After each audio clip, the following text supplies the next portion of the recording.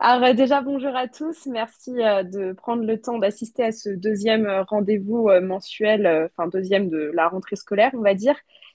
Aujourd'hui, donc, on a le plaisir d'accueillir le lieutenant Morgane Astier, donc, qui est officier historienne au service historique de la Défense et qui, à côté de ça, est doctorante à l'ENSIB et qui réalise actuellement une thèse en histoire sur le rôle et la place du cheval dans l'armée de terre de 1945 à 1972 sous la direction de Nicolas Beaupré, si je ne me trompe pas. Aujourd'hui, donc, Morgan va nous présenter un aspect de la remonte militaire qui est celui des enjeux de la sélection, de l'élevage et de l'identité entre 1935 et 1941. Donc, on va te laisser le temps de nous présenter ton intervention et puis ensuite, on va avoir un temps de questions. On va pouvoir un petit peu pousser la réflexion aussi. Donc, quand tu es D'accord. prête, on t'écoute. Il n'y a pas de problème. Alors moi, mon intervention, elle va faire à peu près 35 minutes. Ça vous va? C'est correct pour vous? Ok. Alors déjà, petite mise en contexte, qui est quand même assez intéressant. Si j'emploie des mots que vous ne comprenez pas, parce que c'est quand même un sujet d'histoire militaire, il faut pas hésiter, il faut m'interrompre, il n'y aura pas de problème et j'expliquerai les différents termes. Alors pour commencer, dans le cadre du plan 17, la cavalerie est appelée à jouer un rôle de premier plan. Cette dernière doit non seulement remplir les missions de couverture et de reconnaissance au début de la campagne, puis exploiter les percées réalisées par l'infanterie grâce à sa mobilité et surtout à son action en profondeur. Toutefois, la mise en échec à partir d'août 1914 de cette manœuvre offensive initiale en Alsace et en Lorraine, puis l'enlisement du front dans une guerre d'attrition dès l'automne 1914, vont réduire considérablement les possibilités d'emploi de l'arme, donc de l'arme cavalerie. Les unités montées sont alors soit engagées dans des missions de reconnaissance, soit réduites à l'attente, dans l'espoir d'une hypothétique reprise de cette guerre de mouvement qui était voulue initialement. Une part importante des effectifs de la cavalerie est finalement démontée et ensuite engagée dans les combats de tranchées.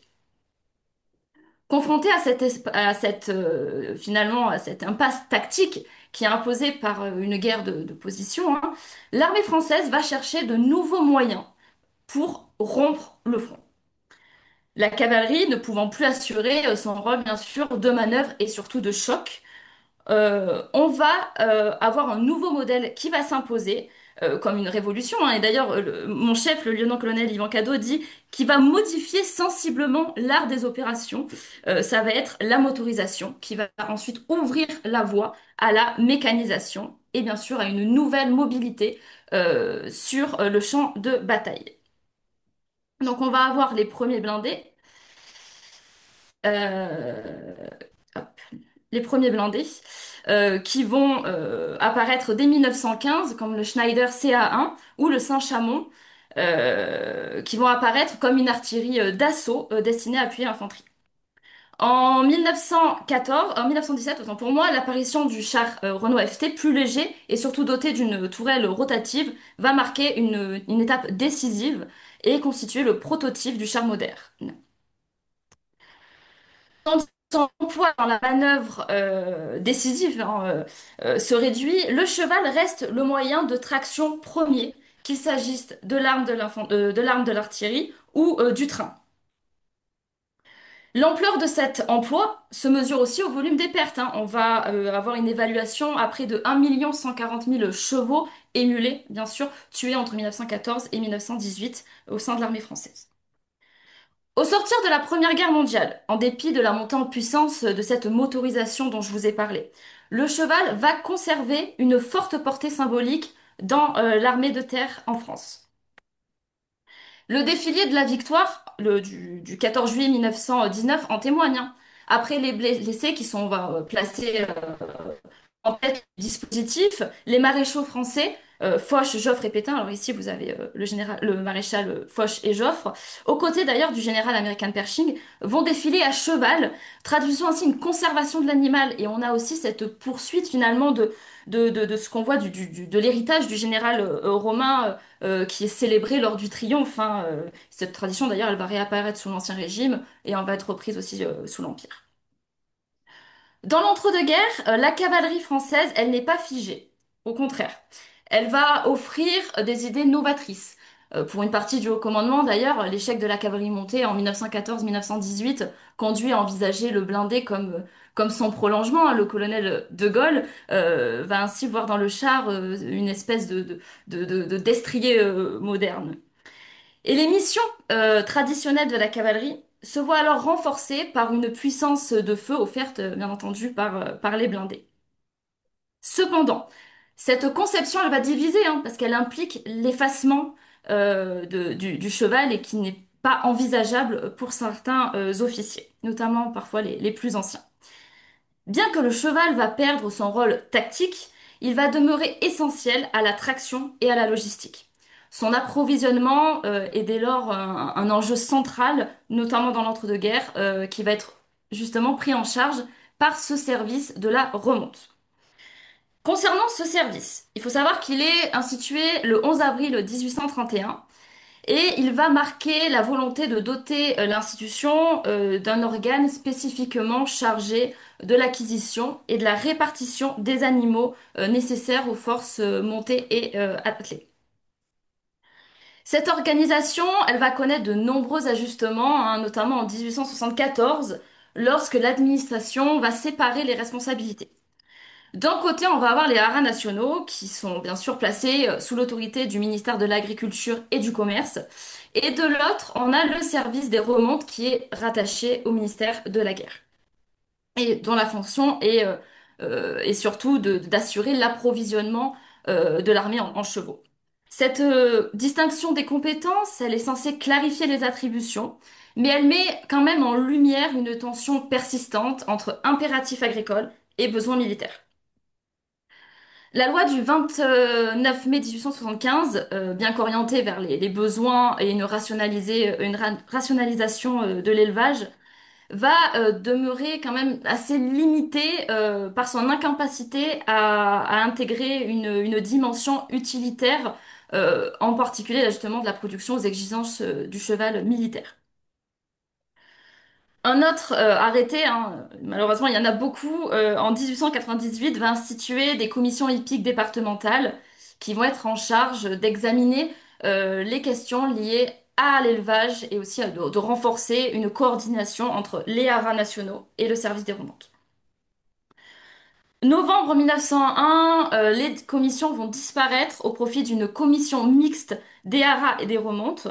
Et cette nouvelle instance, hein, va exprimer la volonté de rapprocher les priorités du ministère de l'Agriculture à celles du ministère de la Guerre, afin de faire corréler hein, l'élevage équin avec les besoins militaires.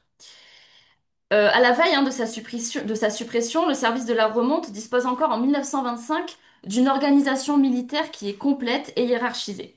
Au sommet, on a le ministre qui établit le budget et fixe les besoins exprimés par l'état-major, qui est relayé par le deuxième bureau qui est celui des remontes, rien à voir avec les bureaux d'état-major, qui centralise les questions administratives et budgétaires.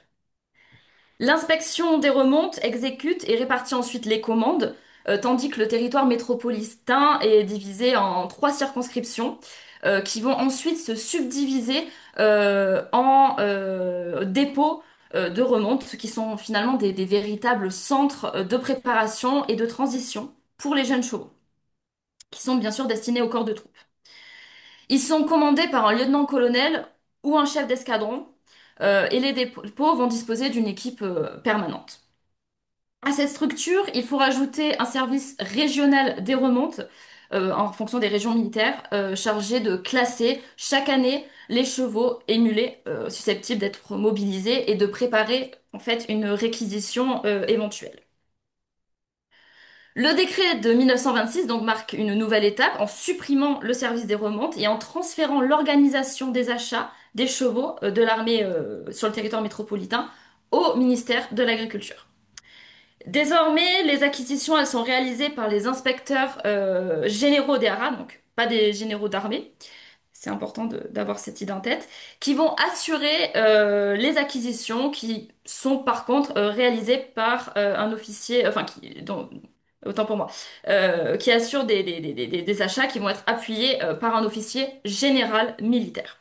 Finalement, cet officier général voit ses attributions extrêmement réduites, hein, à simplement un contrôle des opérations d'achat. En mars 1934, alors que le dispositif est en vigueur, hein, il demeure en vigueur, il est réalisé que l'armée constitue l'usager principal et pratiquement exclusif du cheval de selle, qui finalement légitime la place de l'armée dans le processus de sélection et d'achat. Ainsi, on va avoir des officiers qui sont mis à la disposition de l'administration des haras nationaux et qui vont siéger dans les comités, s'assurant de chaque étape de la procédure d'acquisition, séance d'achat, préparation des opérations et parachèvement surtout des chevaux émulés au sein des différentes unités. Après 7 années d'expérience, l'inspection de la remonte constate que ce dispositif a porté préjudice à la défense nationale et surtout à l'élevage, hein, vu qu'on l'oriente justement vers le cheval de trait. C'est la raison pour laquelle le dernier décret dont je vais vous parler, hein, du 25 juin 1934, restitue au ministère de la Guerre les attributions en matière d'achat de chevaux jusqu'alors confiées à l'agriculture. La composition des comités d'achat s'en trouve modifiée, hein. De 2 membres, il passe à 3, dont un officier d'active qui a la fonction de président et surtout un vétérinaire militaire. Le service de la remonte reprend alors la conduite des acquisitions et des achats, tandis que l'administration des haras implante progressivement son nouveau service en Afrique du Nord, en particulier en Algérie et en Tunisie. Néanmoins, cette orientation, elle va susciter des ailes. Pourquoi? Parce que la Commission d'Algérie exige que les haras locaux demeurent administrés par une autorité locale qui est en place. Pourquoi? Parce que l'élevage du cheval barbe, qui va être destiné aux unités de cavalerie légère, notamment des spahis, hein, va reposer sur l'idée selon laquelle on a une expérience des éleveurs locaux qui sont surtout nourris par une connaissance du climat qui est très importante, du relief et pour moi la plus importante, des pratiques coutumières, qui apparaissent donc comme les mieux à même finalement à fournir des chevaux adaptés aux besoins de l'armée. Dès lors, la problématique qui va se voir ici, hein, elle ne va pas conserver seulement l'approvisionnement des chevaux, mais bien celle des arbitrages entre critères de sélection, orientation de l'élevage et maintien surtout d'une identité militaire autour du cheval et aussi un petit peu du mulet. Entre 1935 et 1941, la remonte militaire française se trouve à la croisée des logiques agricoles et civiles, de la montée en puissance de la motorisation et de la mécanisation, et aussi finalement d'une persistance d'une culture équestre profondément enracinée dans l'institution. Alors, première partie, hein, le cheval militaire, critères et sélection. Il faut savoir qu'en 1914, la définition du cheval militaire va correspondre à un ensemble de critères morphologiques et fonctionnels qui est strictement établi par l'armée. Le modèle recherché, il s'incarne dans un cheval, je cite, un près de terre bien doublé avec de la charpente et du membre, affichant une taille comprise entre 150 et 160 cm au garrot pour un poids avoisinant les 500 kg. Ce dernier doit être capable de porter une charge de 140 kg en terrien varié, ce qui s'oppose à un dos solide, des membres résistants et de bons pieds.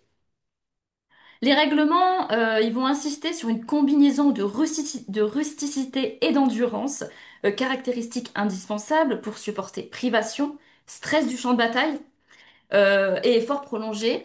Il faut aussi que l'animal ait un tempérament calme, mais avec suffisamment de sang, hein, pour garantir vivacité et régularité des allures.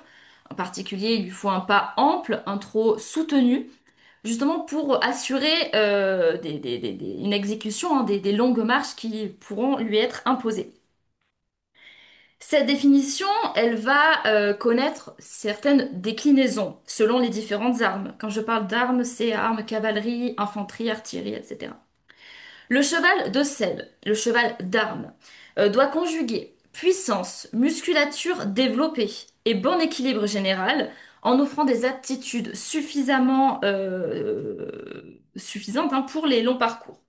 Le cob artilleur, lui, qui est beaucoup plus compact, qui est recherché pour pour sa maniabilité, sa force et surtout une régularité dans l'effort, va être recherché pour l'attraction des pièces d'artillerie de campagne, notamment l'attraction des canons de 75. Les chevaux d'attelage, qu'ils soient de très légers, moyens ou lourds, doivent être bien membrés, dotés d'une musculature puissante et d'une activité régulière dans le mouvement. Pour les mulets, eux, ils sont surtout utilisés dans les terrains montagneux et doivent être compacts, charpentés, musclés, dotés d'une ligne de dos légèrement courbée et en mesure de porter jusqu'à 150 kg. Leur taille ne doit pas excéder un certain seuil. Pourquoi? Parce qu'il faut garantir une maniabilité sur les sentiers escarpés afin d'éviter que les échelles de bas ne heurtent les branches. Ça, c'est ce que j'ai pu moi-même vérifier lors d'un trail avec le 7e BCA, où les mulets qui étaient beaucoup trop hauts étaient déséquilibrés lorsque les échelles de bas tapaient sur les branchages. Toutefois, la mobilisation et les achats réalisés à l'étranger révèlent que cet idéal normatif est loin d'être toujours respecté, hein, bien sûr, et beaucoup de chevaux réquisitionnés également vont s'écarter des standards définis sur, par exemple, le tableau que vous avez ici. Au-delà de cette définition morphologique et finalement fonctionnelle, hein, la réglementation de la remonte prévoit aussi un dispositif d'évaluation et d'intégration progressive au sein des unités, qui est notamment organisé par classe d'âge. À 4 ans, les chevaux sont présentés au jury monté aux 3 allures afin de juger leur calme et leur maniabilité. À 5 ans, ils sont montés aussi aux 3 allures, mais on va rajouter des étapes. Il faut un arrêt stable, un départ et une stabilité au montoir. À 6 et 7 ans, les exigences vont s'accroître avec un parcours de 15 km qui doit être réalisé en 1h15, un galop de 3000 mètres réalisé en 5 minutes 10, un exercice de dressage. Malheureusement, je n'ai aucune explication sur la composante de cet exercice, et surtout des sauts d'obstacles. Alors, nous avons franchissement de haies, barre de 80 cm à franchir et un fossé d'1 mètre, justement pour démontrer la polyvalence de l'animal. Le cadre réglementaire des achats fixe aussi la majorité des acquisitions entre 3 et 8 ans pour les chevaux de trait et de selle, et entre 4 et 8 ans pour les mulets, à savoir que l'âge des animaux est compté à partir du 1er janvier de l'année de naissance. Donc c'est un petit peu différent qu'actuellement. Au sein des unités, l'homogénéité des effectifs est recherchée par l'intégration de jeunes chevaux, hein, provenant notamment de Saumur, des écoles, par exemple de l'ESM, hein, l'école spéciale militaire, ou aussi du Prytanée d'ailleurs, généralement aux alentours de 5 ans et même un petit peu avant si c'est possible. Ce processus révèle d'une gestion qui est progressive. Pourquoi? Entre 3 et 5 ans, les chevaux ils sont maintenus au sein des établissements hippiques de transition, donc ce qu'on va appeler EHT, où ils sont travaillés aux 3 allures, mais c'est un entraînement qui est très limité. C'est pas ce qui est recherché dans les EHT. On veut surtout développer l'aguerrissement des chevaux. On les expose au froid, au vent, à l'humidité, pour justement les aguerrir. De 6 à 12 ans, ils vont constituer la catégorie que j'appelle d'active, parce qu'ils sont pleinement affectés au corps de troupe ou mobilisables. À l'âge de 13 ou 14 ans, les animaux sont reclassés dans la réserve ou peuvent être aussi cédés à titre gratuit, hein, aux agriculteurs ou des particuliers. À partir de 16 ans et au-delà, ils sont réformés, mais on va bien voir que dans la réalité, on trouve au sein des unités de enfin, bon nombre de chevaux qui ont atteint l'âge de 17, 18, 19, 20, 21 ans, notamment pendant la campagne de France, c'est absolument pas rare. La répartition des équidés dans les unités se fait ensuite donc selon des circuits précis, hétérogènes, en fonction des écoles et des différentes unités. Pour l'école d'application de cavalerie, la sélection des chevaux de manège doit être préalablement validée par l'instructeur en chef d'équitation avant leur affectation à Saumur. D'ailleurs, le même chevaux prévaut pour l'école d'application d'artillerie.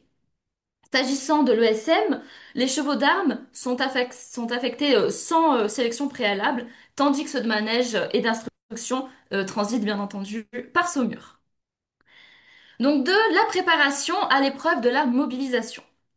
Au lendemain de la Première Guerre mondiale, la France compte encore un cheptel équin presque équivalent à celui qu'elle possédait avant-guerre, en dépit des pertes massives. Pourquoi? Parce qu'on a une préservation de la jumenterie qui va être préservée donc des combats et des réquisitions. Dans l'entre-deux-guerres, les questions des effectifs chevalins deviennent de plus en plus préoccupantes, autant pour moi, pour l'armée. Si en 1923, la France dispose encore de 175 000 chevaux de selle, ce nombre se réduit à 100 000 en 1934, dont une partie seulement est mobilisable. Les jeunes chevaux, les poulains et les plus anciens, malheureusement, heureusement pour eux, ne sont pas mobilisables et réquisitionnables. Ce qui constitue finalement un recul significatif des ressources équines mises à la disposition de la défense nationale. Ce déclin, il est une conséquence indirecte du développement de la motorisation et de la mécanisation qui réduit progressivement le rôle du cheval dans l'armée et oriente, comme j'ai pu vous dire, l'élevage du cheval vers les besoins agricoles et donc vers l'élevage du cheval de trait.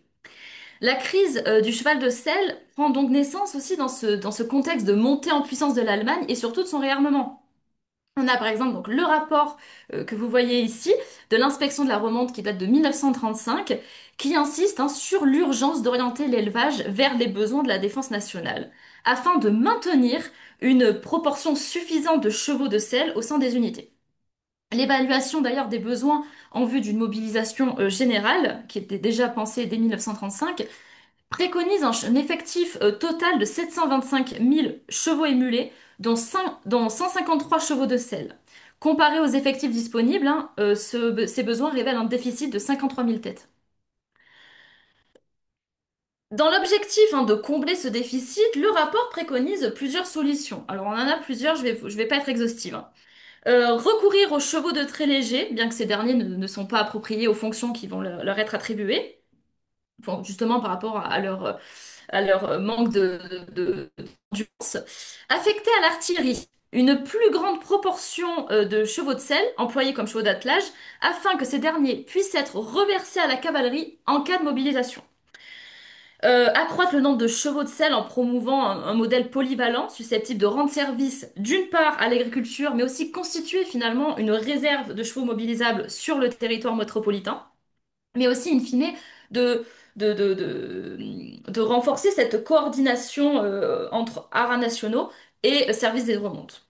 Donc on a deux organismes publics qui sont chargés des réalisations, les haras en tant que producteurs et le service des remontes en tant que consommateurs. Les résultats, ils vont s'avérer décevants. Pourquoi? Parce que les éleveurs vont considérer les haras nationaux comme les principaux responsables de cette crise du cheval. Pourquoi? Parce qu'ils imputent au recul des primes de naisseurs, oui, des primes de naisseurs, autant pour moi, qui sont passées de 3 millions de francs en 1930 à un peu plus d'1 million de francs en 1934.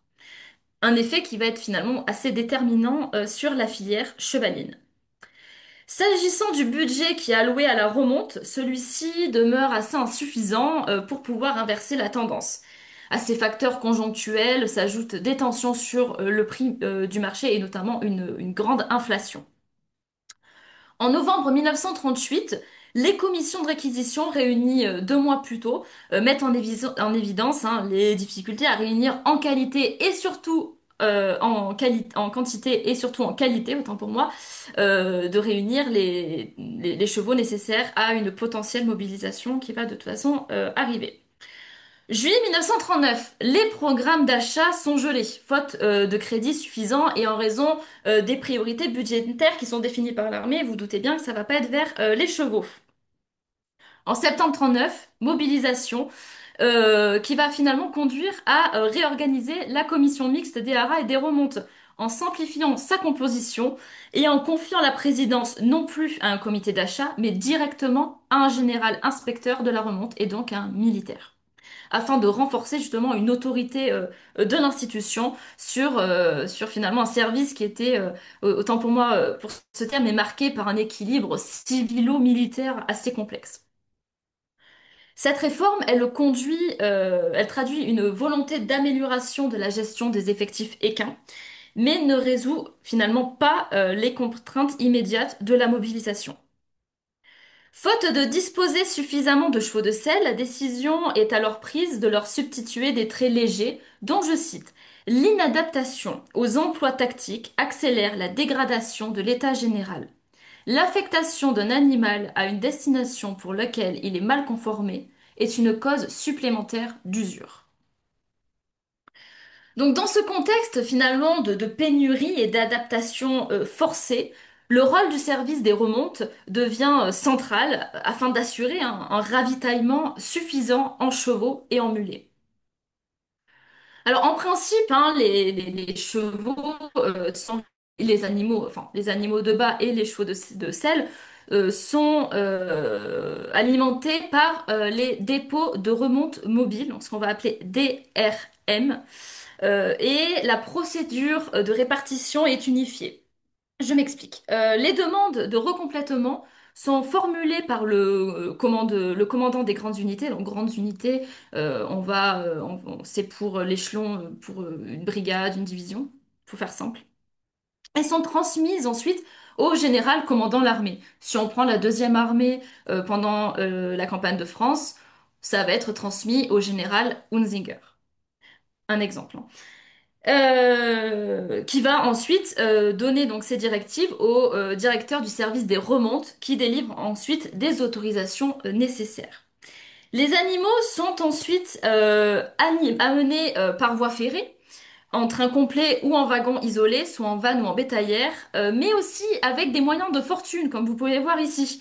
On voit bien en fait le manque de chevaux, mais aussi le manque de véhicules, hein. Les chevaux sont acheminés vraiment avec des moyens particuliers. Je me demande toujours comment ils ont pu être montés dans cette sorte de bétaillère, donc vers les dépôts et les unités bénéficiaires. À partir de 1939, l'ampleur du déficit des effectifs équins contraint l'état-major à envisager une politique d'approvisionnement extérieur, comme pendant la Première Guerre mondiale. Près de 19 000 chevaux, environ, je trouve des chiffres assez distincts, donc on fait une moyenne à peu près de 19 000 chevaux, qui sont acquis principalement auprès des États-Unis, de Yougoslavie, d'Angleterre et aussi du Portugal. Mais ces importations hein, restent très en deçà des besoins, hein. Le 2 février 1940, un état que vous avez ici, comparatif, chiffre les pertes cumulées depuis la mobilisation à 36 500 animaux, auxquels s'ajoute un déficit structurel de 6 500 têtes.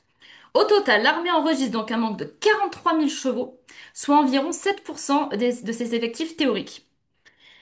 Face à cette situation, on a une série de mesures qui sont engagées entre décembre 39 et mars 40. Environ 11 000 chevaux sont économisés grâce à des compressions, tandis que la substitution des moyens montés par 50 000 bicyclettes permet de limiter la pression sur la ressource équine.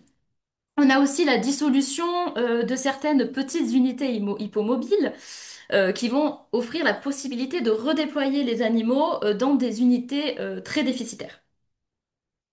Et on a bizarrement, enfin, moi c'est quelque chose qui m'étonne énormément, des projets de motorisation centrés sur l'arme de l'artillerie et du train qui ambitionnent de dégager 50 500 chevaux, mais supposent bien entendu la mise à disposition de 5 800 camions et 1 300 tracteurs, dont la disponibilité reste très incertaine et surtout on en a besoin pour les besoins agricoles quand même. Dès décembre 1939, dans de nombreux cantonnements, les propriétaires déclarent disposés à céder les chevaux aptes au service militaire. Mais on a un éloignement des circuits d'achat qui est finalement un frein pour leur intégration dans les unités. On a un recensement qui va finalement être prescrit, mais c'est très suffisant hein, pour les dotations. Je vais vous donner des exemples. La 11e DI présente un déficit évalué à près de 10%, soit 407 chevaux, c'est énorme. La 5e DLC présente un déficit de 200 chevaux. Au sein des unités d'artillerie, les manques atteignent 15%, c'est énorme. En mars, des directives rappellent donc l'obligation d'exploiter intégralement le potentiel des ressources. Toute idée qui est disponible doit être signalée, y compris en dehors des circuits traditionnels. Mais les achats demeurent quand même limités. Ils vont être soumis aussi à des conditions de sélection. On n'accepte pas les entiers. Seulement en priorité des ongres et juments après. Qui vont être donc maximum âgés de 4 à 10 ans, en théorie, toujours, hein. Et surtout détenus depuis plus de 6 mois par leur propriétaire et surtout utilisables immédiatement. Les chevaux qui suscitent un intérêt, mais qui ne vont pas répondre à ces critères, comme par exemple les poulains, ils doivent quand même être signalés au comité d'achat de la région militaire concernée. On a aussi un prix très élevé des chevaux, une rareté, qui va imposer une politique de préservation des effectifs équins. Je m'explique. On a des consignes qui vont rappeler l'interdiction, par exemple, du trot et du galop pour les voitures hippomobiles chargées, afin d'éviter une usure prématurée des animaux. Dans les unités montées, même lors des promenades de santé, les chevaux doivent être tenus en main pendant une centaine de mètres. Et pour monter, les cavaliers doivent faire contrepoids justement afin de réduire l'effort imposé à l'animal. Cependant, dans la pratique, ça c'était bien beau, c'était sur le papier. Et indépendamment des pertes liées à la campagne de France entre mai et juin 40, on a au sein des JMO, donc des journaux de marche et opérations, ici de la deuxième armée du dépôt de remonte mobile, le cas de nombreux équidés morts ou abattus à la suite de blessures résultant de phénomènes d'usure ou de mauvais traitements. Ainsi, par exemple, le 22 décembre 1939, il est fait mention d'un cheval du dépôt d'Issoire, donc dans le Puy-de-Dôme, qui est mort d'une fracture de la colonne vertébrale. Faut quand même en faire, hein, parce que c'est assez rare de casser une colonne vertébrale. Le 11 janvier 1940, un cheval est mort d'usure. Alors, certes, l'hiver 40 est extrêmement froid, beaucoup de chevaux glissent sur la glace, mais on a surtout un manque de rigueur de la part des cavaliers. Et c'est quelque chose qui est surtout retenu par le commandement et le haut commandement. Le 28 avril 1940, un rapport du service des remontes fait état des disponibilités insignifiantes en chevaux de ciel, mentionnant qu'aucun accroissement des effectifs ne paraît envisageable dans un bref délai. Il est alors une nouvelle fois prescrit de réaffecter les montures excédentaires de certaines formations vers celles déficitaires. Et cette mesure doit être réalisée avant le 15 mai. Alors bon, avant le 15 mai, vous vous doutez bien que cette échéance est rendue illusoire par l'offensive allemande. Grand 3, reconstituer un service sous Vichy.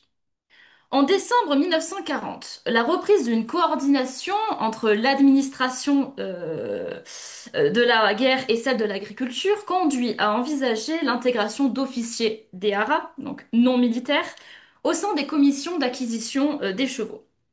À cette date subsiste alors une incertitude finalement quant au mode opératoire des achats, notamment sur la question du maintien d'un comité mixte qui réunit représentants civils de la remonte et militaires et vétérinaires.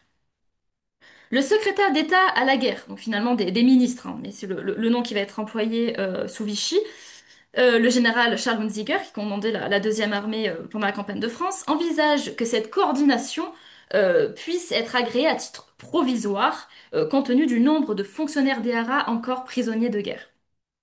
Dans ces conditions, il serait difficile d'assurer, comme avant 1939, la présence d'un officier du service des haras dans chaque comité d'achat.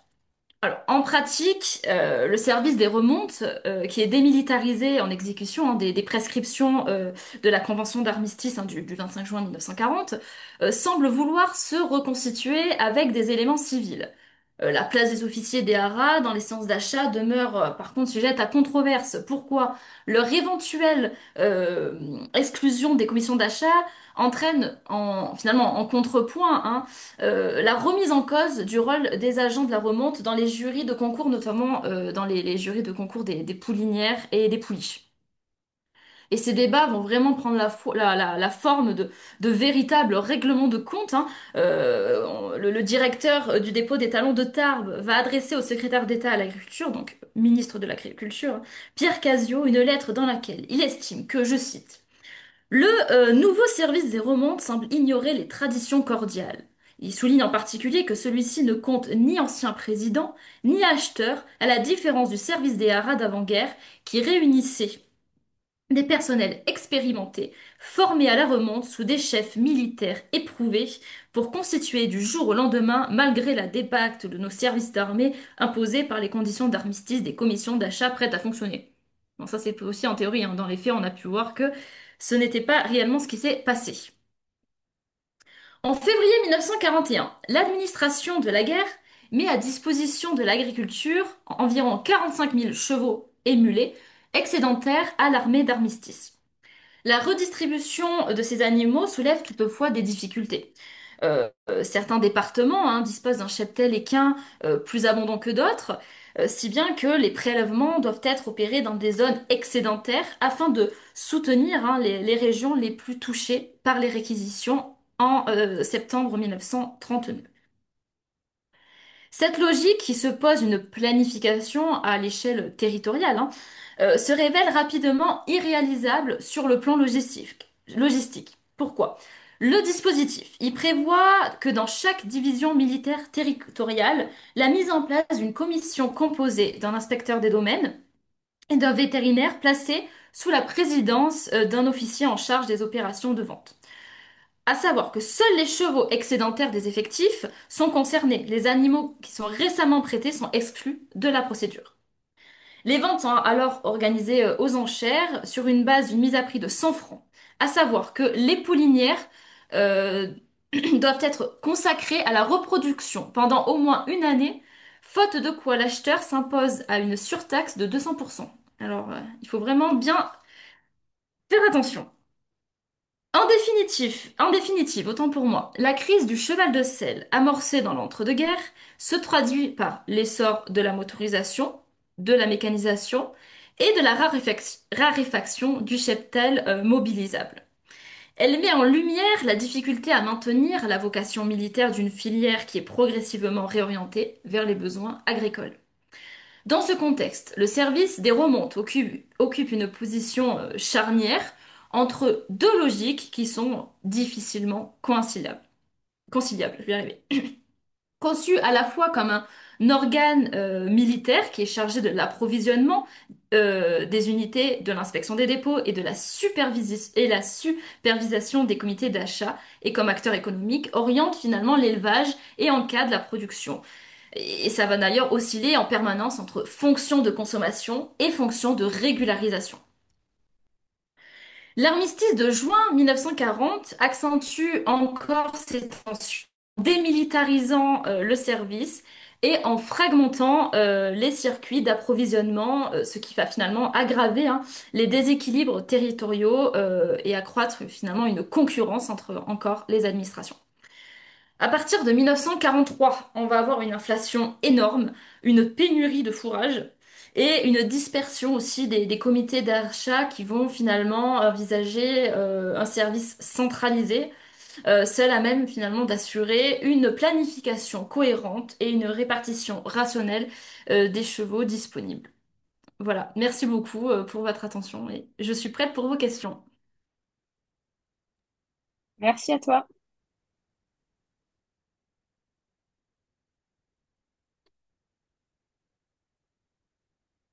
Personne n'a des questions? Bah, euh, j'en ai une éventuellement, si ça peut occuper un petit peu le temps de parole. J'avais une question sur l'aspect vétérinaire. Tu mentionnes les blessures, là le cas de la colonne vertébrale qui est quand même assez notable, on va dire. J'avais deux questions du coup. C'était la question déjà des maladies transmissibles, des épizooties. Est-ce que du coup, tu as rencontré des cas de grandes épizooties, par exemple la gourme, la morve, le farcin et tout ça? Et la deuxième question, c'est est-ce que enfin, ces rapports vétérinaires de blessures et tout ça, est-ce que tu les as juste par des procès-verbaux ou est-ce que tu les as aussi par des documents vétérinaires, par exemple des autopsies et ce genre de documents? Voilà, c'était une question un peu vétérinaire, mais ça m'intéresse pas mal. Non, on avait commencé à en parler de toute façon, donc ça m'étonne pas. Alors oui, les maladies transmissibles, oui, pourquoi? Alors ça, je commence à peine à m'y intéresser parce que je vais réaliser un article là-dessus. Faut savoir que pendant la campagne de France, enfin même pendant la drôle de guerre, les chevaux, on a très peu d'écuries. D'ailleurs, il va y avoir une construction de plusieurs écuries par le génie. Les chevaux sont en partie dehors au froid. Et on n'a pas que des chevaux qui sont militaires, on a aussi beaucoup de chevaux qui sont réquisitionnés. Ces chevaux ne sont absolument pas habitués à la vie extérieure. Ils proviennent de leur petite campagne où ils étaient bien au chaud. Qui plus est, le rationnement alimentaire à laquelle ils sont soumis est très en deçà de ce qu'ils avaient l'habitude, hein. Il y a vraiment un rationnement réglementaire. On a une proximité des animaux, donc oui, on a énormément d'épisodies. Alors la dernière, alors, il y en a la gourme, etc. Oui, mais la dernière, je connaissais pas ce que tu m'as dit. Le farcin? Ouais, non, Ouais, c'était c'est ça, je connais ouais, pas. c'est farcin, charbon, anthrax. Bon, ça Ouais. c'est peut-être plutôt 18e, mais je Ouais. sais qu'il y en avait encore des fois. Mais bah du coup, merci. Mais alors, pour répondre à Oui. ta deuxième question, où est-ce que je trouve les sources? Alors, j'ai pas encore vu tout ce qui est autopsie. J'ai pas trouvé. Je dis pas qu'il y en a pas, mais je trouve pas. Par contre, en revanche, je vois tout ça dans les GMO des services vétérinaires, des dépôts de remonte mobile. Bah, celui que j'ai exposé, c'est un service vétérinaire, hein. Donc oui, on a par exemple le 28 février, le 25 février, un cheval provenant du dépôt de Tarbes est mort de gourme, est mort d'une fracture du postérieur gauche. Enfin, tout ça c'est relaté, mais dans les GMO. Après oui, c'est assez intéressant de pourquoi pas trouver vraiment les autopsies, mais je sais pas si on avait vraiment. Autant pendant la Première Guerre mondiale, on avait à un moment, bah, c'est toujours pareil, hein, c'est pas pour le bien-être animal, hein, c'est juste parce qu'on en a besoin. Il faut aussi remettre les choses en place. On avait tout un service d'opération, mais par contre, pendant la Seconde Guerre, j'ai pas trouvé. Pendant la Première Guerre mondiale, il y avait aussi, alors là, c'est plutôt côté allemand, on avait des hôpitaux ambulants. Bon, plutôt pour le début de la campagne, hein, mais enfin au début de la guerre, mais là je sais pas. Il faudrait que je me renseigne. Ok, ça marche, merci. Est-ce qu'il y a d'autres questions?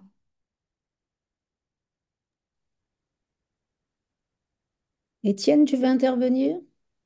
J'aimerais bien que tu parles de la Société du cheval national de très léger, s'il te plaît. Je ne sais pas si vous connaissez cette société, Morgane. Alors, la société, non, ça me dit rien, Euh, je l'ai pas trouvé. Alors, c'est extrêmement intéressant. Je laisse Étienne en parler, qui en connaît un rayon. Euh, Elle a été, juste pour dire elle a joué un rôle extrêmement important en Bretagne et donné une configuration particulière au conflit entre l'armée et les haras nationaux. Ah, c'est très intéressant. Et oui, et elle date de quand, si je peux, à peu près? On a une date de Alors, création? la date exacte, Non, mais Étienne, juste, peut-être la enfin, s'il te plaît. parole. je je l'ai plus en tête. J'avoue que j'avais plus ou moins anticipé cette question-là et j'ai pas eu le temps de retrouver l'article que j'avais fait. Euh, mais, euh, mais oui, non, en fait, elle est très très active avant la Première Guerre mondiale. D'accord. Et effectivement, bon, Bernadette a parfaitement résumé. Elle a joué un rôle particulièrement important en Bretagne et elle commençait à avoir une action très importante aussi dans tout alors le berceau de Grasse et la zone d'extension ardennaise. Mm. L'idée était vraiment d'associer complètement l'élevage, le commerce et les besoins de l'armée en chevaux de trait légers, polyvalents, trottant vite et tirant lourd, pour reprendre une expression qui est plutôt d'habitude consacrée aux percherons, aux postiers. Mais voilà, et l'idée était d'amener les éleveurs vers des concours très très encadrés, à la fois par les autorités civiles et militaires, qui permettait de sélectionner les meilleurs chevaux, et surtout d'aller vers un type très polyvalent. Ouais. Ah oui, c'est très intéressant, Alors, mais je pense que sans aucun problème, vous pouvez retrouver cette communication-là sur le site notamment Attelage Patrimoine. attelage pas. Ok, Et puis sinon, de toute façon, je vous l'enverrai, c'est évident. C'est c'est évident. lancé. Ouais. Alors j'ai eu quand même un petit peu de mal à suivre dans la durée l'action de la société. Mais en tout cas, ne serait-ce que dans les motifs de sa création et dans ses premières années d'existence, là on a des comptes rendus très très précis parce que derrière on a le sport universel illustré qui rapporte systématiquement les concours sur plusieurs pages avec illustrations, etc., etc. Mais il y a même des cartes postales, hein, qui ont été éditées à partir de ces concours, hein. Alors, par contre, moi, ce qui m'étonne, enfin, je pense que oui, ils ont essayé de faire ce modèle polyvalent, mais dans les faits, et ça, je l'ai vu cette semaine dans les archives, euh, les chevaux de très lourds, on a énormément de chevaux lors des manœuvres, et même pendant la campagne de France, hein, lorsqu'on doit faire une très grande marche d'un point A à un point B, on en a beaucoup qui n'arrivent pas au bout, tout simplement parce Ouais. qu'ils n'ont pas Alors cette endurance, hein. C'est justement, incroyable. pardon, on parle de quelle époque? Parce qu'en fait, si on se situe au début du XXe, on n'est plus sur la même population de chevaux de trait que dans l'entre-deux-guerres. Ah oui. L'entre-deux-guerres, c'est vraiment l'apogée du cheval de trait lourd, agricole, celui qui est encore dans toutes les plaines céréalières et dans les vignes et en forêt, etc., qui commence tout juste à être remplacé dans les transports par les moteurs, hein, par les camions notamment, et une toute première génération de tracteurs. Par contre, si on parle du début du XXe siècle, on est sur des types de chevaux de trait très très très différents, puisqu'on a encore des types postiers marailleurs, des types plus légers, polyvalents, et puis des types déjà très lourds utilisés encore par l'industrie, par le commerce, par l'agriculture déjà, dans une traction lourde. Je pense en particulier à tout ce qui est grande plaine céréalière et betteravière. Oui, alors non, moi, ce sera vraiment ma thèse. Moi, je l'avais là commencé finalement en 1939. Ouais. Donc, je pourrais faire justement une sorte d'étude un peu comparative avec ce qui a pu se passer au début du siècle.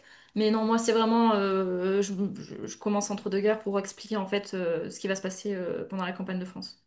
D'accord. Ouais, très bien. Mais c'est super, c'est très intéressant, hein. Je connaissais pas et je vais lire cet article avec grande attention. Et je peux prendre le relais si vous voulez, si personne d'autre. Vas-y. Alors, déjà, merci beaucoup pour votre exposé. Sujet extrêmement intéressant, pas simple, et notamment comme vous l'avez pris sous l'angle de la tension chronique entre les deux grandes institutions qui veillent à l'évolution des races des chevaux, des chevaux en général en France, entre le trait et la selle.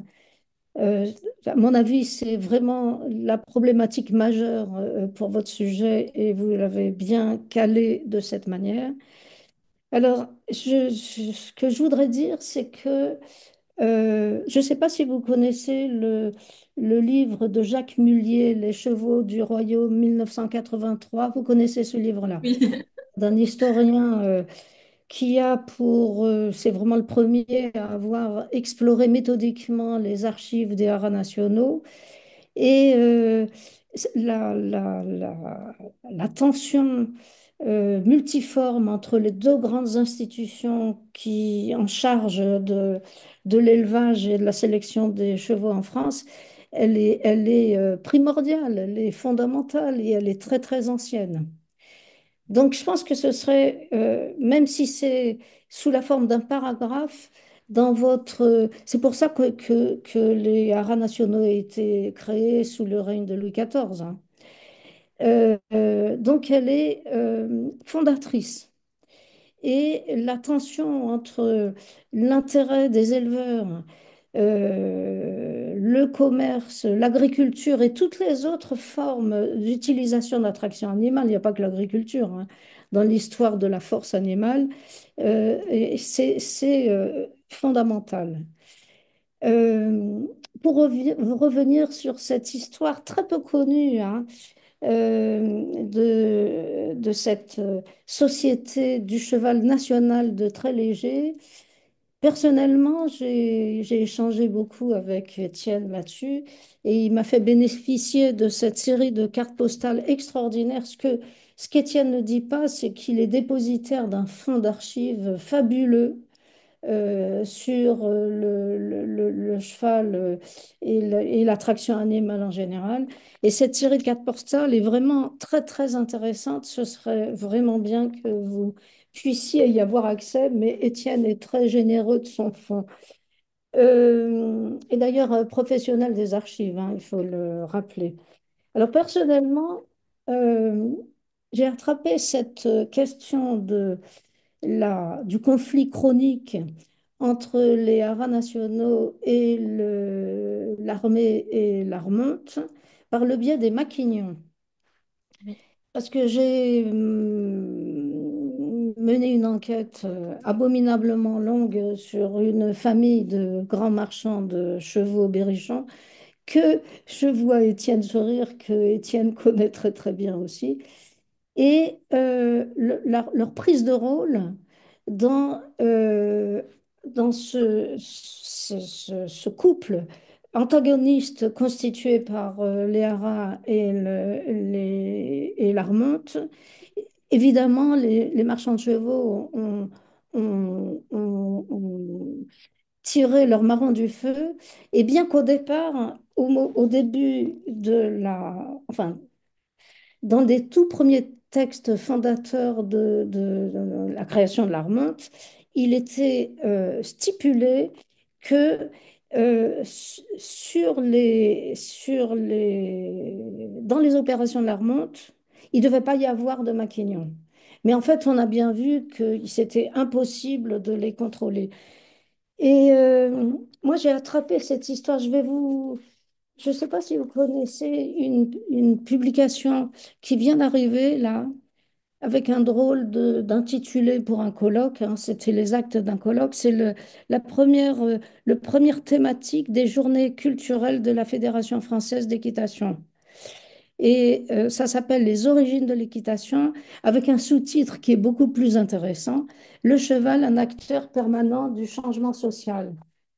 Et donc, moi, j'ai écrit un article qui pourrait vous intéresser et qui s'appelle Monter à cheval en Bretagne, une confrontation culturelle. Et, et cette passion qui m'a beaucoup interpellée, parce que j'ai aussi mené une grande enquête sur le monde maquignon en Bretagne, et tout le temps, il était question de la remonte et des passions cavalières, y compris à travers ces épreuves, euh, mais exigeant une performance cavalière très très importante à toutes les allures et dans toutes les épreuves et à l'obstacle notamment. Les Bretons étaient fous de ça. Donc, grâce à Étienne, j'ai découvert cette société. Voilà, c'est ce que je voulais dire. Mais bon courage, vous en êtes où dans votre thèse? Alors moi je suis en deuxième année, mais là aussi de par les besoins, parce que moi je travaille au service historique de la Défense, je suis officier historienne là-bas, je me spécialise vraiment dans la Seconde Guerre, donc là pour l'instant je travaille énormément dans la campagne, dans la campagne de France. Donc là, pour l'instant, je suis vraiment en dépouillement des archives, notamment des DLC, donc des divisions légères de cavalerie. Là, je suis en train de voir pour faire un article dans la RHA, Revue historique des armées, sur justement le rôle des chevaux dans ces DLC, parce que c'est absolument pas connu. Ouais, D'une c'est part, ça. comment ils sont acheminés, etc. Surtout de voir toute cette logistique qui est autour du cheval, parce que c'est pas un moteur, hein, on le pose pas quelque part et, et on le laisse pas comme ça. Voilà, ça c'est ce que je fais pour l'instant. Une fois que j'aurai bien regardé toutes les archives de la campagne de France, je pourrais aller jusqu'en 45. Mais voir aussi un petit peu ce qui se passe autour, parce qu'on s'imagine vraiment, même les Allemands, on les imagine totalement motorisés, mécanisés. Absolument pas, hein. Vous regardez la poche de falaise en août 44, c'est des centaines de chevaux, de cadavres de chevaux, hein. Les aviateurs alliés ne devaient pas, enfin, ne voulaient pas trop descendre parce que l'odeur était horrible. Donc voilà, je voudrais vraiment remettre en perspective l'usage du cheval dans la Seconde Guerre mondiale parce que c'est D'accord. vraiment totalement méconnu. La Première Guerre, il y a énormément de travaux sur le rôle du cheval militaire dans, dans la Première Guerre mondiale. On a aussi même justement de ces ouvrages par Monsieur Baraté où il a traité le sujet justement de l'histoire du point de vue animal dans le premier conflit mondial.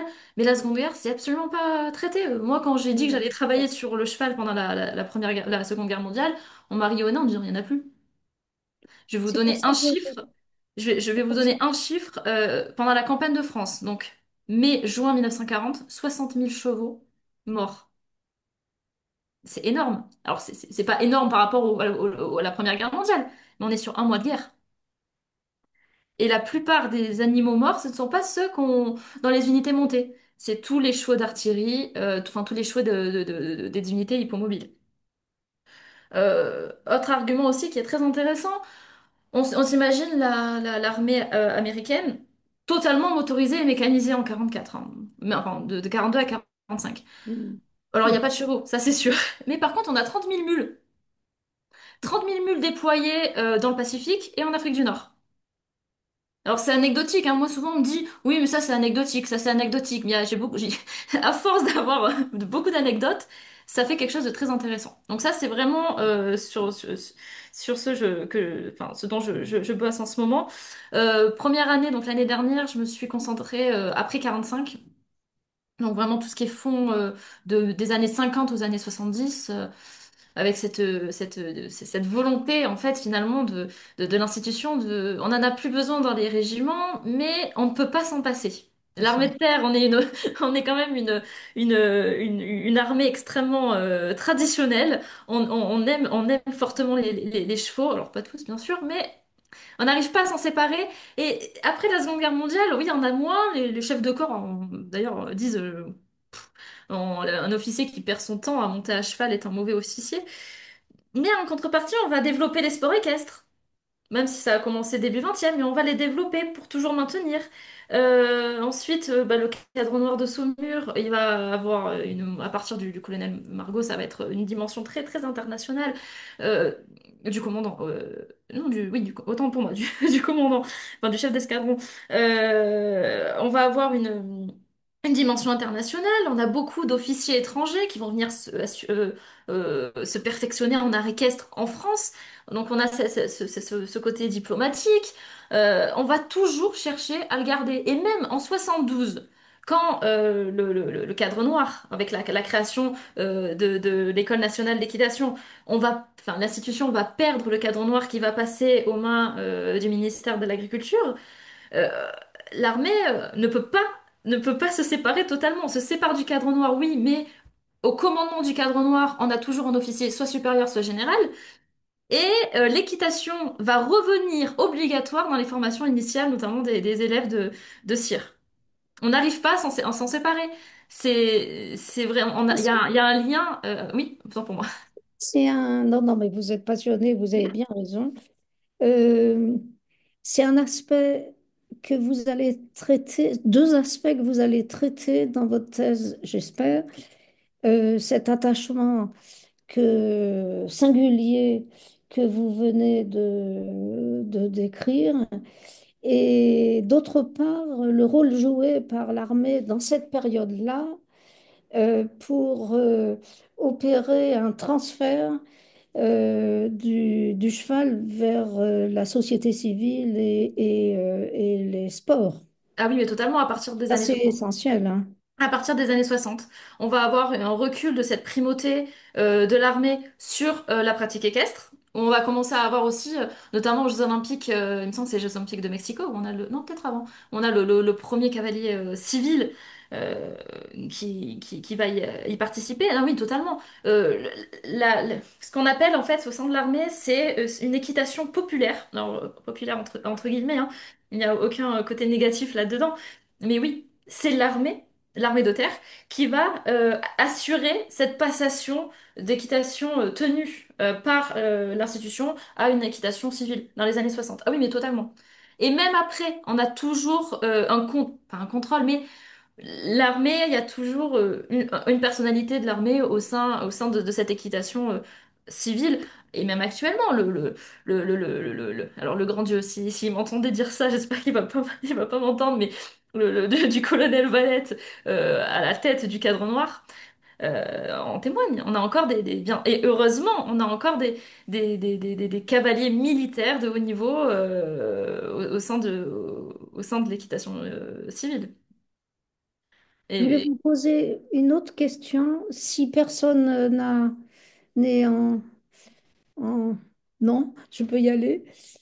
Euh, Quel est le rôle de l'enquête orale dans votre travail par rapport, bon, on a bien compris, et c'est très très important, votre corpus principal, ce sont les sources écrites, hein, les archives de l'Armonte, et et, iconographique.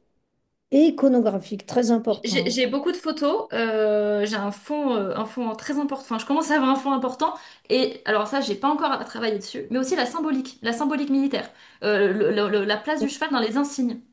Ah, Alors très intéressant, oui. ça pour l'instant je peux pas vous en dire parce que Ouais. je ne sais pas, mais oui, alors pour les archives orales, on a très peu de témoignages. Donc, en lien avec un des responsables du SHD des témoignages oraux, on va mener en fait des enquêtes parce qu'ils voulaient justement avoir un recueil de témoignages des anciens officiers, soit de cavalerie, soit des sports équestres.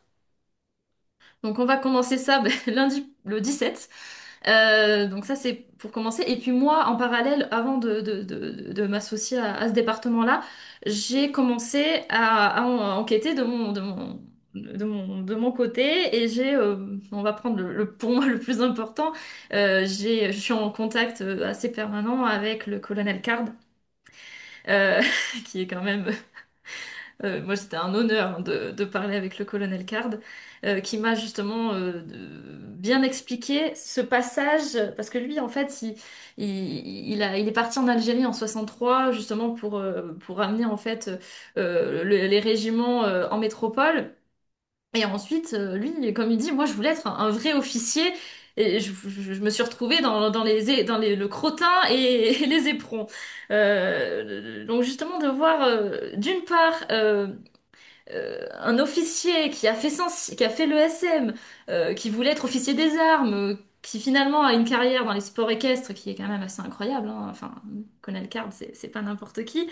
Euh, et ensuite, donc ça, c'est cette première particularité. Et ensuite, de savoir, parce que lui, il a vécu ce côté où le cadre noir est militaire, à le cadre noir est passé civil.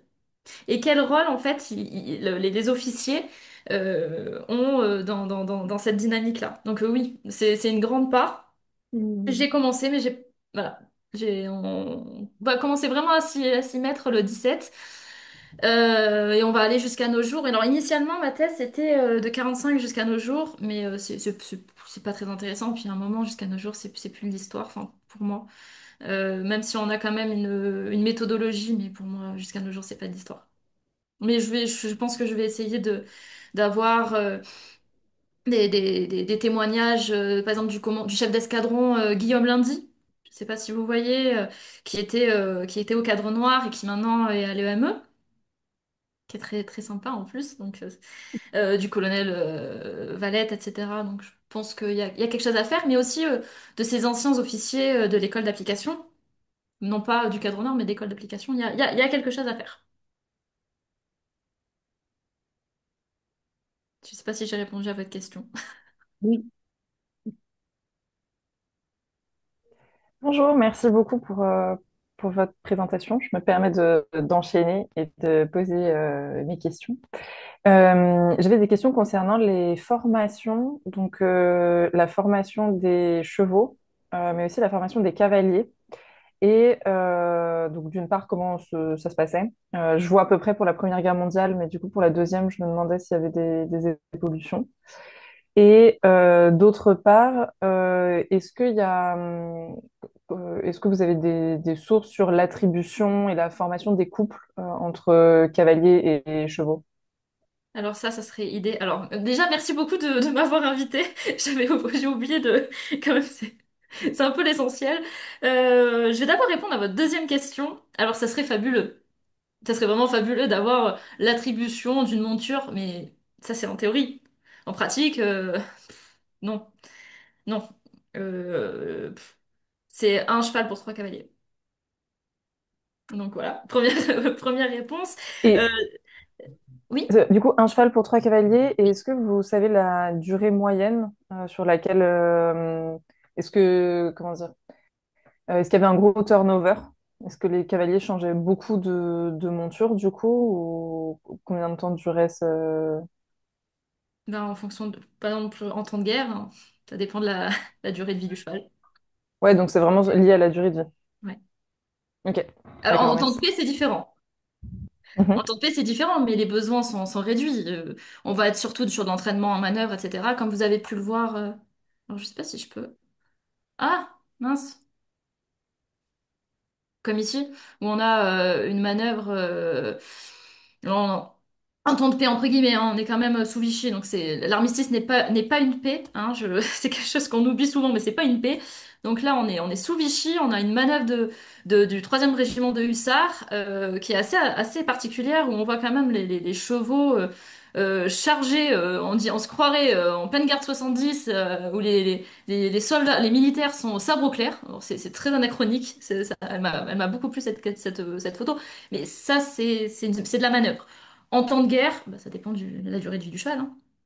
Donc, vous avez bien pu voir que c'est très court. C'est très très court. Et surtout qu'on a... Là, j'en ai pas trop parlé. Je n'ai pas pu parler de tout, malheureusement.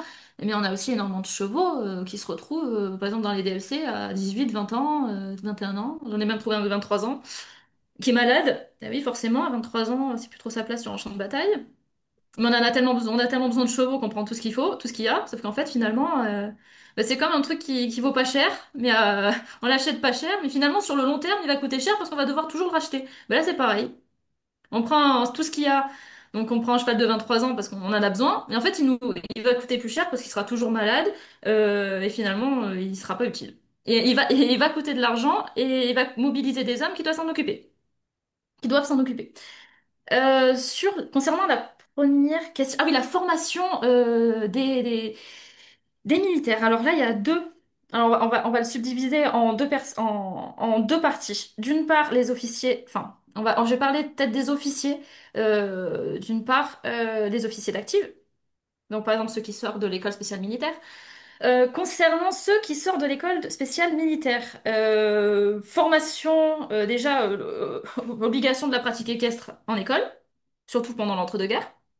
D'ailleurs, petite anecdote qui est sympathique, le général de Gaulle, si vous allez au SHD et que vous regardez son dossier personnel, vous allez voir que le petit sous-lieutenant de Gaulle ne sera jamais un bon officier parce qu'il n'a aucun goût pour l'équitation. Voilà, c'est une petite anecdote quand même qui est sympathique. Donc oui, à Saint-Cyr, on forme des cavaliers. Euh, Ensuite, ceux qui vont se diriger vers l'arme cavalerie, et aussi pour l'arme infanterie et artillerie, mais on va se concentrer sur la cavalerie, ils vont avoir pendant un an ce qu'on appelle une école d'application, où ils vont vraiment apprendre leur arme, en fait. Et là, ils ont tous les jours des cours d'équitation, hein. Donc oui, ils sont formés. Sauf que on n'est pas dans une armée professionnelle comme on va avoir dans les années 2000. On est dans aussi une armée d'appelés. Et dans les armées d'appelés, il y en a, ils n'ont jamais mis les fesses sur un cheval, hein. Donc ça peut poser problème. Euh, Autre part aussi, concernant les chevaux. Oui, on a ces chevaux qui sont formés pour la guerre. Donc ils sont habitués au froid, ils sont beaucoup moins malades, ils sont habitués au rationnement qui est strict, hein. Alors là, je pense que certains vont avoir des sueurs froides quand ils vont savoir que la réglementation du fourrage est de 2 kilos de foin par jour. Ça fait pas lourd. Ça fait vraiment pas lourd. Des fois même 1 kilo. Ça dépend. Ça dépend les moments de la campagne de France. Donc c'est très léger. Donc mais ils sont entre guillemets, même si c'est dans dans les faits, hein, pas tenable, mais ils sont plus habitués. Mais on a tous ces chevaux de réquisition, ces chevaux ces chevaux de trait qui vont finalement être utilisés pour des fonctions montées, mais qui n'ont jamais eu de selle sur le dos. Qui connaissent pas. Et ça, c'est important aussi, c'est quelque chose à prendre en compte. Et même les chevaux qui ont été achetés à l'étranger, notamment aux États-Unis et en Australie, et ça, c'est la même chose, on va refaire la même chose qu'on a fait pendant la Première Guerre. Les Américains, ils vont nous donner des chevaux, oui, enfin, ils vont nous vendre des chevaux, nous donner, non. Ils vont nous vendre des chevaux, mais des chevaux qui sont sauvages. Alors, c'est pratique, hein. Vous allez aller faire la guerre avec des chevaux qui connaissent pas l'homme, et encore moins qui connaissent l'homme sur leur dos. Donc, non, c'est des facteurs à prendre en compte. Et justement, ce côté que justement par rapport aux appelés, alors là, peut-être que je vais peut-être rejoindre plutôt le champ d'expertise de Camille, mais initialement, j'étais 18e. C'est quelque chose qu'on retrouve au XVIIe et au XVIIIe siècle. Pourquoi? Parce que avant les labos, la création d'une équitation militaire à la fin du XVIIIe siècle, notamment avec Jacques Amat d'Auvergne, euh, nos cavaliers sont catastrophiques. Et ça se voit pendant la guerre de 7 ans. On a de très mauvais cavaliers. Et pourquoi? Parce on les recrute dans la paysannerie. Pourquoi? Bah, ils connaissent les vaches, vont bien connaître les chevaux. Bah, c'est pas pareil, hein. C'est pas parce qu'on sait gérer des vaches qu'on va savoir monter à cheval. Et en fait, on va envoyer comme ça en campagne des gens qui ne savent à peine monter sur un cheval. Et on n'a aucune formation réellement militaire. Les seuls qui vont avoir une expertise d'une équitation, ça va être la noblesse, qui ont un apprentissage dans les académies royales. Et c'est justement pour ça qu'à la fin du XVIIIe siècle, on va essayer autant pour moi, de changer ça avec une équitation militaire et une équitation que moi j'appelle une équitation tactique. Et ça se voit parce que entre la guerre de 7 ans, où là, quand même on s'est pris une tôle monumentale aux campagnes napoléoniennes, ben on voit que ça a fonctionné. Alors je sais pas si j'ai répondu à ma question, à votre question, j'ai un peu changé d'époque. Oui, oui, très bien, merci beaucoup. Et du coup, j'avais un peu dans le même genre une question sur les mulets. Du coup, donc vous avez pas mal, enfin, vous avez plusieurs fois évoqué les mulets. Est-ce que vous pourriez détailler peut-être un peu plus sur les tâches qui leur étaient confiées? Et à nouveau, est-ce que vous avez des traces? Et j'imagine qu'Étienne pourra compléter si besoin. Est-ce que vous avez des traces aussi de peut-être la formation des mulets ou des personnes qui les géraient? Alors, sur le mulet, il faut savoir qu'il est administrativement géré comme le cheval. Alors, on a pu voir, hein, les tailles vont varier, le poids va varier, mais administrativement, c'est la même chose. D'ailleurs, sur la fiche, tac, tac, tac, elle est où? Je la cherche. Voilà. Sur l'ordre de réquisition, vous voyez là, alors autant pour moi, pour l'état lamentable de la fiche, malheureusement, j'ai essayé de la défroisser comme je pouvais, mais j'y arrivais pas. On voit bien, c'est ordre de réquisition, chevaux et mulets. Donc c'est la même chose. Voilà. Par contre, c'est les fonctions qui vont être très différentes. Les mulets, et ça depuis très longtemps, ils vont pas être déployés pour des missions de reconnaissance, etc. Le mulet a une capacité de charge très importante.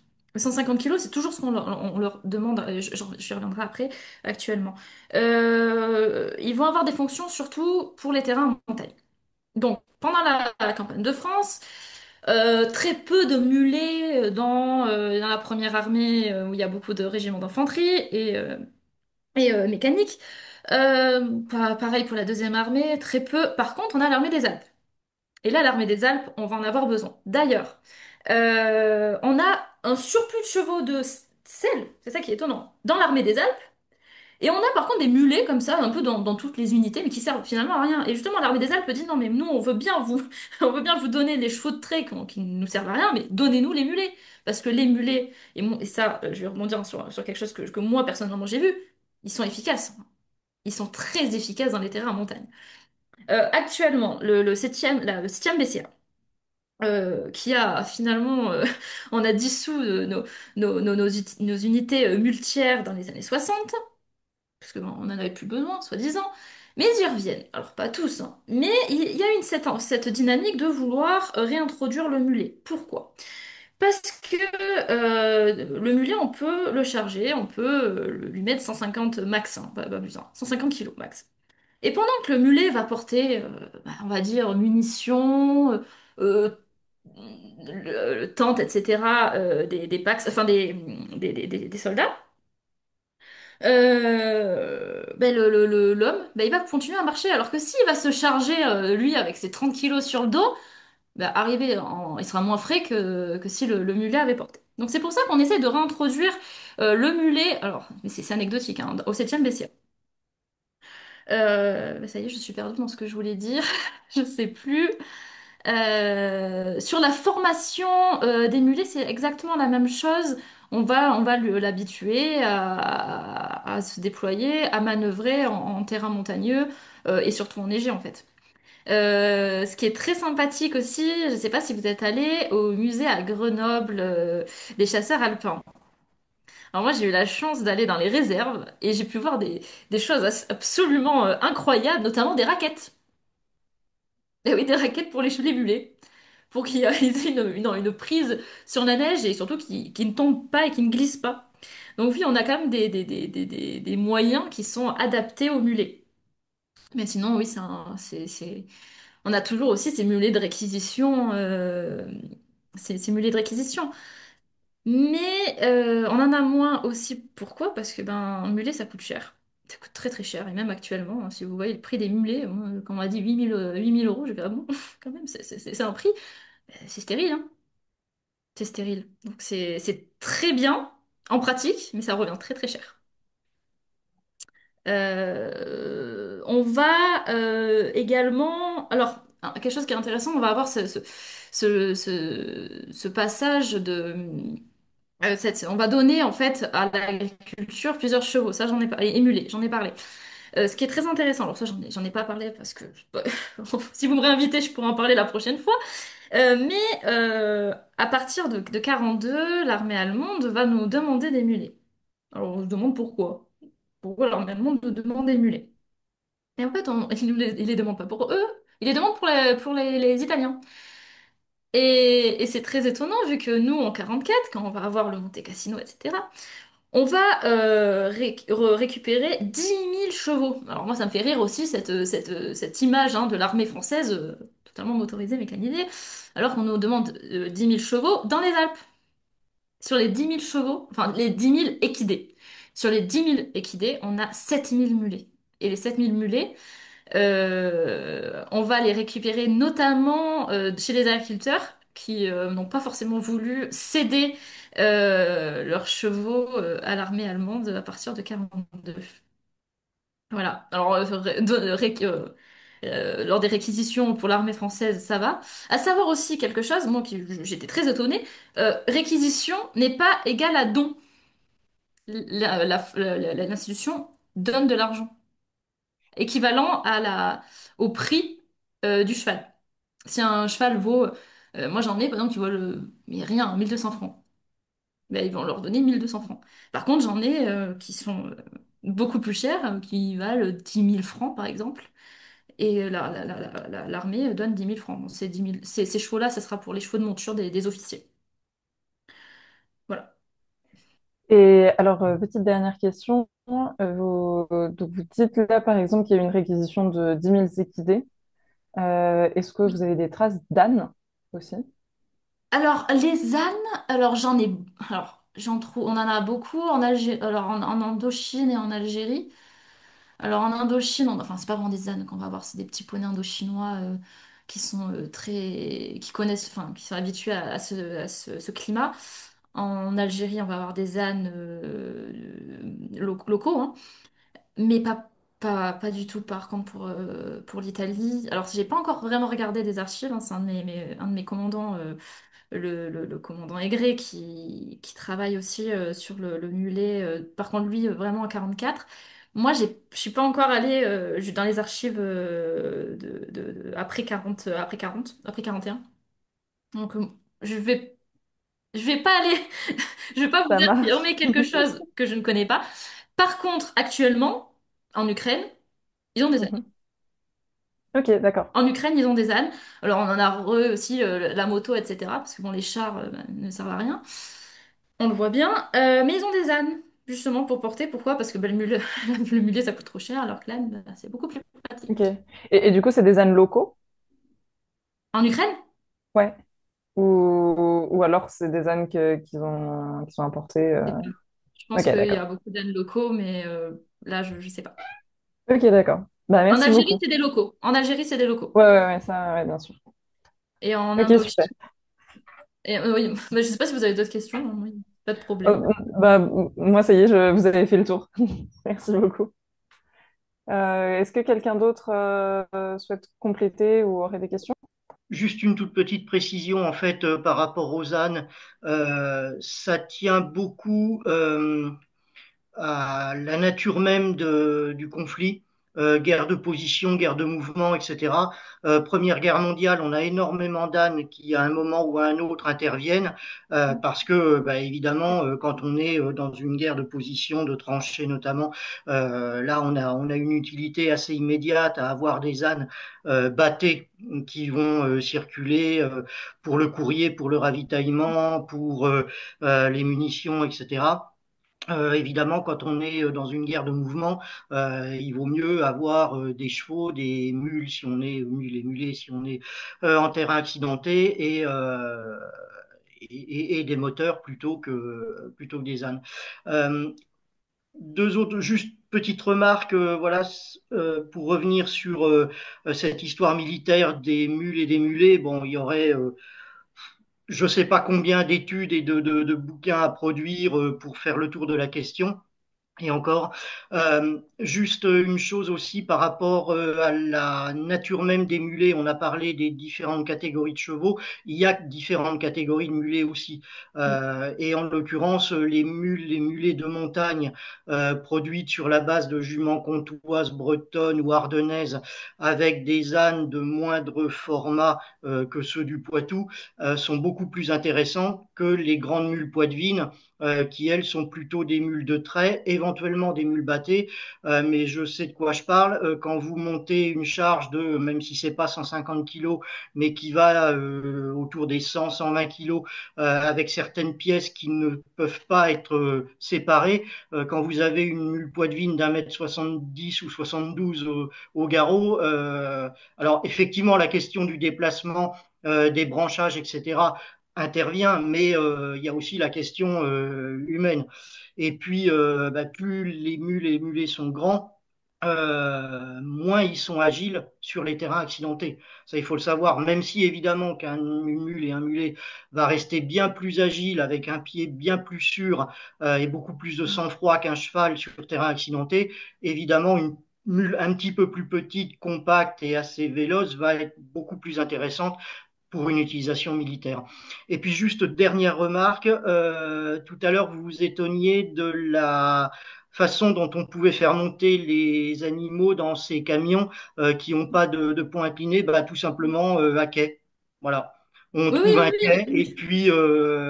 et puis on monte les animaux sur le quai et du quai, dans le meilleur des cas, on est à la même hauteur, mais même s'il y a un petit décalage, bon, la marche, elle est assez facile à contourner. Donc voilà, et on a pas mal de photos hein, SHD, vous allez en trouver sans aucun problème de ces chargements de chevaux ou même de mules et de mulets à partir de quais de chemin de fer ou de quais d'ailleurs construits exprès, hein, qui sont finalement que des talus de terre qu'on va mettre en place et ça va permettre d'utiliser des camions qui ne sont pas forcément destinés au départ au transport d'animaux vivants.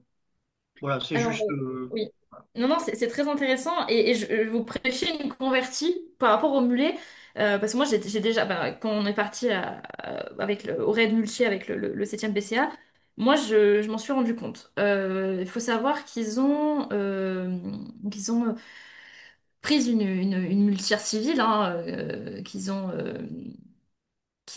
pris en réserve. Et cette muletière est une passionnée. Et elle a ses propres juments. Et elle ne changera pas. Elle ne changera pas ses juments. Elle fait ses mulets. Sauf que moi, je leur ai dit, hein, ça passe pas. Elles sont trop grandes. Et après, il y a une petite mule là qui est toute mignonne, qui est toute petite. Mais elle est incroyable. Elle est incroyable. Et moi, je leur ai dit, regardez plutôt de faire un modèle beaucoup plus court, beaucoup plus petit, avec des poneys de montagne. Et ça serait plus intéressant. Moi, je leur ai dit, avec le Mérins, par exemple. Le Mérins, il a un pied incroyable, hein, si vous voyez les... Enfin, je pense que vous avez vu les dessins dans les gravats. Enfin, ouais, ils sont incroyables, hein. Un de mes chevaux, s'il va là-dedans, il se casse quelque chose, il finit en roulade, hein. C'est incroyable, hein. Euh, donc plutôt aller vers un petit poney de montagne, que ce soit un Mérins, un Finger, sur des grandes juments de trait qui sont... elles ne vont pas, elles sont beaucoup moins sûres, elles sont beaucoup moins stables. Le mulet, là, la petite mule, là, c'est pas un mulet, c'est une petite mule qui était beaucoup plus petite, qui devait faire 150 au garrot. Et encore. 147, 150 au garrot. Elle avait un pied incroyable. Et ce qui est très intéressant aussi, c'est le déplacement de la mule qui est vraiment elle est très différente du cheval, qui va vraiment avancer postérieur droit, devant, postérieur gauche, devant, et en fait, presque elle se croise, et en fait, ça lui donne une stabilité en terrain accidenté qui est assez incroyable. Donc oui, vous prêchez totalement une convertie, et merci pour le renseignement. C'est vrai que ça, j'avais pas regardé, faudrait que je vois avec le CPAD s'il y a ce genre d'images, parce que c'est vrai que ça, c'est assez intéressant. En théorie, oui, normalement, c'est dans des wagons, dans des vannes. D'ailleurs, j'étais très surprise du terme de vanne pendant la Seconde Guerre mondiale, pour des bétaillères, mais on a aussi ce genre d'approvisionnement-là, quoi, qui est vraiment de fortune, hein, vraiment, hein. On voit bien on n'a pas du tout on manque, mais c'est simple, pour la deuxième DRM, on a, alors ça, j'ai plus vraiment les chiffres en tête, mais je crois qu'on a on a 6 vannes pour toute une armée, hein, pour toute une armée. On a 6 vannes et sur les 6 vannes, ça serait trop beau si ils fonctionnaient, s'ils étaient tous en état. On a que 2 ou 3, je me souviens plus, j'ai plus les chiffres en tête, qui fonctionnent, enfin qui sont en état de rouler. Donc on voit bien qu'on est obligé voilà, d'utiliser ce genre de transport de fortune. Mais merci pour l'explication. Mais Maurice, Angèle, vous vous souvenez, hein, il y a 3 semaines de ça, on les a vus, ces photos d'embarquement Allez, je aux regarde. deuxièmes assises nationales du mulet. Oui, c'est quelque chose qui est courant, qui est connu. Ouais, ouais, ouais. Voilà. Merci beaucoup. Ben, merci à vous surtout. Merci beaucoup. Est-ce qu'il y a d'autres questions? Non? Bon, et ben, dans ces cas-là, il est 11h30 et on va conclure cette présentation. Merci beaucoup, Morgane, pour pour cet exposé, pour le temps que tu nous as accordé et pour ce beau travail. Je pense qu'on a hâte de suivre aussi ce que tu fais, de continuer d'échanger, de te réinviter une prochaine fois pour en Ah savoir ben moi, plus sur d'autres angles de ta recherche. ah ben, y a pas de problème, hein. Moi après, si vous voulez faire quelque chose même un peu plus, par exemple, on en parlait tout à l'heure de ce passage, de cette passation ou de cette aussi coordination entre civil et militaire. Euh, je peux le faire. Enfin voilà. Après, si vous en avez aussi marre de voir quelque chose de très militaire avec un langage qui peut être un peu barbare, un peu compliqué pour C'était les très clair. non-initiés, c'est vrai que ça peut être compliqué. J'ai essayé de le rendre un peu plus facile et puis je me suis dit, c'est vrai que ça peut être compliqué, mais je peux faire quelque chose de différent, bon, toujours en lien avec l'armée de près ou de loin, mais non, voilà, vous me dites, moi je fais, il n'y a pas de souci. Bah, merci beaucoup. En tout cas, pour ma part, c'était très clair et très compréhensible, alors que je suis vraiment pas familière de l'histoire Bon, militaire. bon, c'est le Donc, encore principal. une fois, encore une fois, merci. Et merci à toutes et à tous d'avoir assisté à cette séance. On se retrouve le mois prochain, le 6 décembre, avec Iris Bénard-Taupin, qui est étudiante en anthropologie à l'EHESS et qui nous présentera son travail sur la préservation de la race de poney Garrano comme enjeu de protection de la culture du nord du Portugal. Merci beaucoup et à bientôt. À Merci bientôt! beaucoup. À bientôt. Au Merci, revoir. bon week-end. À vous aussi.